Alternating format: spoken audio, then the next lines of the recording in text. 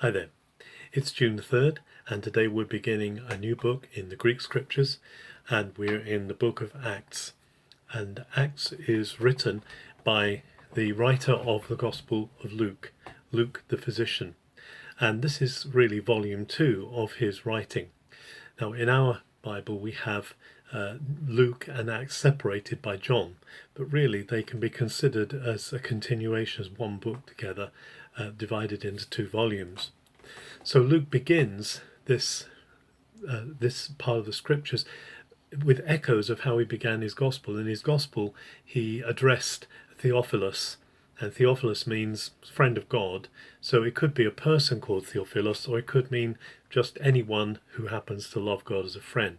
But he refers to his previous writing. So he says, in my former writing, I told you everything that Jesus had begun to do and teach. And now he's going to describe what happened next, really. So this is the sequel to his book. And he begins by saying that Jesus is with his disciples, and that his disciples are being taught by Jesus over a period of time. And it's particularly important here that Jesus tells them to wait until they receive the promise of the Father.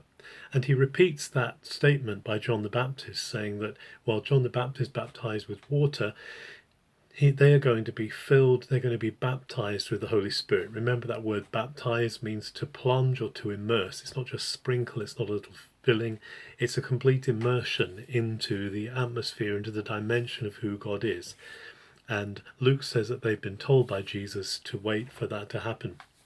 But there's a sign here that the disciples are still a little bit fixed on the old idea of Israel being the ones who are going to re-establish a kingdom. So they ask Jesus, is the kingdom going to be returned to Israel? But Jesus says at that point, no, but you are going to receive something far greater than that, something more earth-changing, something more planet-transforming than just what's going to happen to one nation. Jesus then takes them out to the Mount of Olives, and it's here that he's taken up from this side. It says he's taken away and hidden by clouds. 2 men stand beside them dressed in white, and they say that Jesus who went away will come again. Why are you standing looking up into the sky?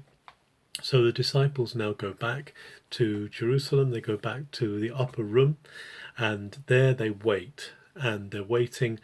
There are about 120 of them waiting in this upper room. And it includes the 12 disciples, but it also includes the women. It says it includes Mary, the mother of Jesus. So Mary is there still in the story, and others, and they're waiting together. Now, while they're waiting, there's an interesting occurrence. Peter stands up and he says we should make up the missing place that Judas Iscariot left, having betrayed Jesus and having killed himself. And he says he's now lost, but there's a place, and Peter refers to the Psalms. He refers to a place where it says that his place should be taken by another, and he uses this as an introduction to the fact that they should now have a choice made.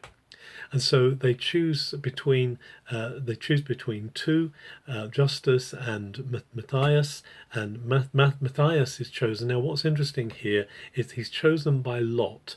Now, lot was not unfamiliar. The casting of lots, the drawing of straws, if you like, election, was not unfamiliar in the Hebrew scriptures. It's maybe what the Urim and Thummim are in the priest's garments, that are casting lots to discern God's ways. But what's interesting about this, and remember, this is before the coming of the Holy Spirit. This is before the Spirit of truth falls upon them and leads and guides them. And this occurrence of using the lot is the last time the lot is used in the scriptures. After this comes the Holy Spirit, and he guides into all truth. So when we read, for instance, in Acts 13 about the setting aside of Saul and Barnabas, it's through prophets and teachers coming together and praying. So this is actually the last occurrence in the scriptures of a kind of a choice by lot, of casting lots. And it's quite an important distinction between what was and what is to come.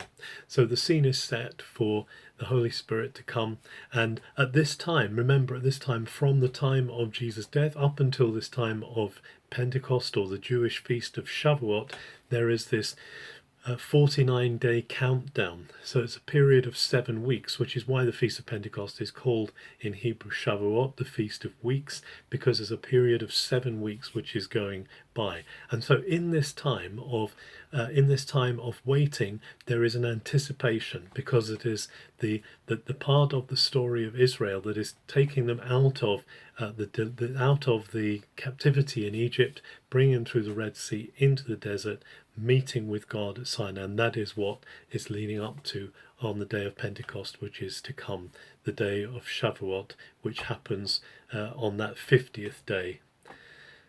We are continuing to be filled with the Holy Spirit. We are to be led by the Holy Spirit. It's so easy to go back to relying on our human intuitions, our human ways of doing things. But Jesus says the promise of the Father is what will guide us.